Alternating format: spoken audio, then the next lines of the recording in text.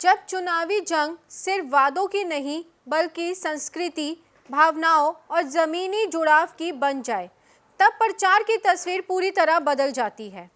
नमस्कार, India daily live में आपका बहुत स्वागत है। आप देख रहे हैं हमारा खास शो सत्ता संवाद और मैं हूं आपके साथ मोनिका नेगी। आज हम बात करेंगे कि बीजेपी की सियासी रणनीति की इनसाइड स्टोरी की, जिसमें हम समझेंगे कि किस प्रकार बीजेपी ने बंगाल में अपनी राजनीतिक पकड़ मजबूत की और कैसे उसने चुनावी मैदान में बढ़त हासिल की, कैसे संगठन, संदेश और जमीनी जुड़ाव ने उसकी जीत की जमीन तैयार की। बीजेपी का बंगाल चुनावी मशीन मॉडल। सबसे पहले आता है बूथ मैनेजमेंट का मजबूत ढांचा। तो आपको बता दें कि बीजेपी ने बंगाल में बूथ स्तर तक संगठन को सक्रिय किया, जहां हर बूथ पर अलग अलग टीम और जिम्मेदारियां तय की गई ताकि ज़मीनी पकड़ जो है वो मजबूत हो सके।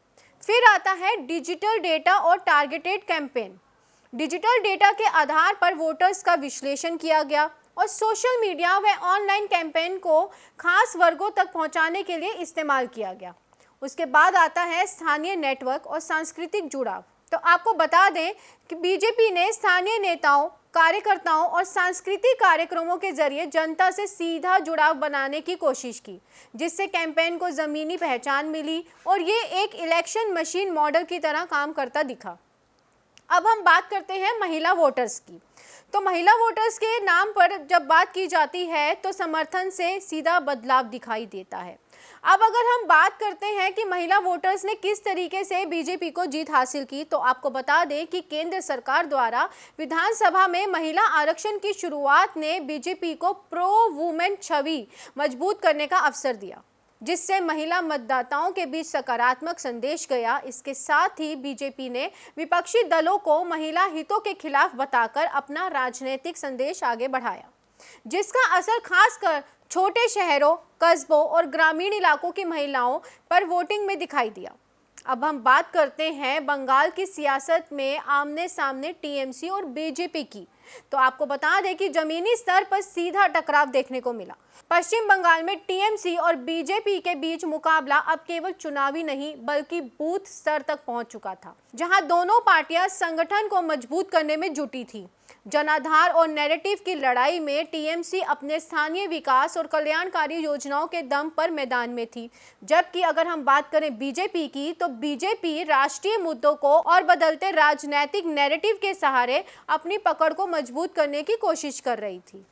अब हम बात करते हैं मोदी फैक्टर और सांस्कृतिक संदेश से सियासी धार पर कैसे बीजेपी पहुंचती है। तो आपको बता दें कि प्रधानमंत्री नरेंद्र मोदी की लोकप्रियता के साथ साथ बीजेपी की रणनीति में सांस्कृतिक संदेश, बंगाली ड्रेस स्टाइल और लोकल टोन को जोड़कर एक मजबूत भावनात्मक अपील बनाई जाती है, जो शहरी, अर्धशहरी और ग्रामीण मतदाताओं दोनों में ही असर दिखाती है। बीजेपी अपनी राजनीति में सांस्कृतिक और परंपरागत तरीकों को जोड़कर एक भावनात्मक नैरेटिव बनाती है, जिससे पार्टी का जुड़ाव स्थानीय और धार्मिक पहचान से मजबूत होता है। अब हम बात करते हैं मुख्यमंत्री के चेहरे और नेतृत्व की राजनीति की। तो आपको बता दें कि चुनाव के समय मुख्यमंत्री पद के चेहरे को लेकर काफी चर्चा हुई, जिसमें शुवेंदु अधिकारी और दिलीप घोष जैसे नाम सामने आए, जिससे राजनीतिक माहौल और भी ज्यादा गर्मा गया।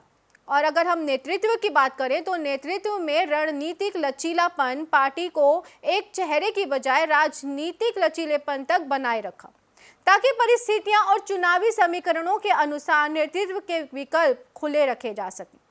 अब हम आते हैं स्थानीय संस्कृति से जुड़ते हुए चुनावी अभियान के ऊपर, जिसमें बीजेपी ने अपने प्रचार को केवल राजनीतिक मुद्दों तक ही सीमित नहीं रखा, बल्कि उसे सांस्कृतिक और भावनाओं से जोड़कर मतदाताओं के साथ गहरा जुड़ाव बनाने की कोशिश की।